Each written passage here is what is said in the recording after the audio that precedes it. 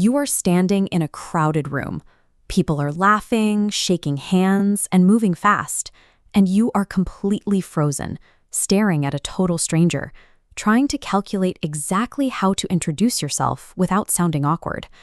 I used to spend entire events hovering near the snack table, terrified to speak. I had to learn exactly how to initiate a conversation just to survive these social situations without walking out the door in frustration. The core problem we all face is treating an introduction like a performance. We step up to a stranger convinced we have to say something incredibly impressive right out of the gate. Look at this flowchart. When you perform, you trigger the small talk death spiral. You say hi, they ask how are you? You reply, good, you? They say, good. Then, silence. You politely excuse yourself and walk away. A successful connection actually requires the exact opposite approach. Your only goal is to make the other person feel perfectly comfortable talking. To make people comfortable, you have to shift your mindset. You must stop treating conversations like a job interview or an interrogation and start approaching them with a mindset of relaxed curiosity. That means abandoning the first major conversational killer, trying too hard to sound professional. When you lead with your resume, you signal to the other person that they need to defend theirs. The second killer is broadcasting your own nervous tension. When you desperately seek the other person's approval, they can feel it, and it makes them want to exit the interaction immediately. The third killer is overcompensating with forced, loud charisma. People often over-explain themselves to fill dead air, which overwhelms the stranger and shuts down any organic back and forth. We can systematically bypass all three of these killers. By applying these specific psychological shifts, you can navigate any social scenario without ever having to force a conversation again. This four-quadrant categorization matrix is the framework we will use to organize conversation starters. Each quadrant targets a specific psychological trigger. Quadrant 1 is the identity label. This is an observation that grants the stranger instant competence recognition. Humans are deeply wired to respond to competence recognition. When you notice a positive trait about someone, it creates instant social warmth and flatters their identity. You deploy this by saying something like, "You seem like someone who knows all the good coffee spots around here," or "You seem like someone who travels a lot." The recipient immediately feels seen and valued. They will almost always smile and happily offer their expertise or a recommendation. The trade-off here is accuracy. This tactic requires genuine observation. If you throw out a random label that doesn't match their context, it comes across as highly manipulative. When executed correctly, identity labels are the fastest way to turn a guarded stranger into a confident, willing participant in the conversation. Quadrant 2 is the story prompt. The psychological trigger here relies on our attachment to meaning. People inherently love discussing objects they have chosen to carry with them because those objects hold personal history. If you spot a scratched vintage watch or a unique tattoo, you point it out and simply ask, "What's the story behind that?" This tactic completely bypasses superficial small talk.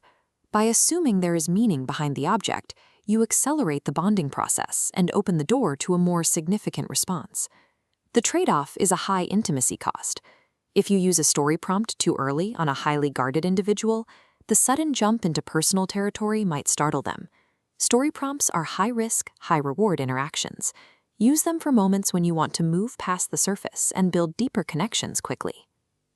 Quadrant 3 introduces micro-challenges and playful opinions. The brain is highly susceptible to open loops.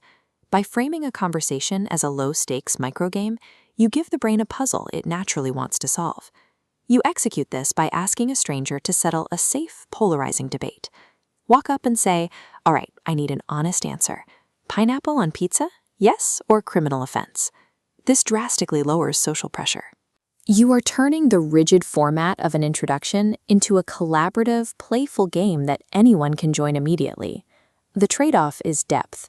While you guarantee a high level of initial engagement, the conversation stays entirely on the surface. You will eventually have to pivot the topic to build a real connection. For casual, spontaneous encounters, micro-challenges are effective ways to relieve the initial social tension. Finally, Quadrant 4 is situational observations. This works because referencing your shared physical environment feels infinitely more natural to the human brain than an out-of-the-blue interrogation. You simply point out the obvious. Ask, "What brought you out tonight?"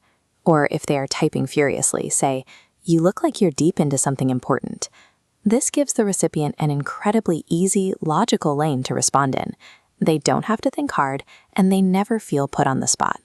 The trade-off is dependency. This is your safest approach, but it relies entirely on the immediate environment to provide you with the conversational fuel. If you are an anxious professional stepping into a room, situational observations are your essential, zero charisma required starting point. To see how this works in practice, look at this decision tree. Match the conversation category to your environment. At a busy networking event, default strictly to situational observations to minimize your risk. If you are sitting down for a one-on-one meeting and need to accelerate trust, deploy story prompts and identity labels. At a casual bar or party, deploy micro-challenges to break the ice playfully. This T-chart highlights the ultimate reality check. Your internal energy matters infinitely more than using perfectly memorized wording. People will gladly tolerate a stumbled word or imperfect phrasing. What they will actively flee from is the desperate feeling of approval seeking. Prioritizing relaxed curiosity over performance significantly lowers the stakes of a first meeting. It allows you to move past the awkwardness of a script and focus on the person in front of you. True social capital is built by making the people around you feel comfortable, not by showing off how impressive you are. For more life and professional optimization tips, subscribe to the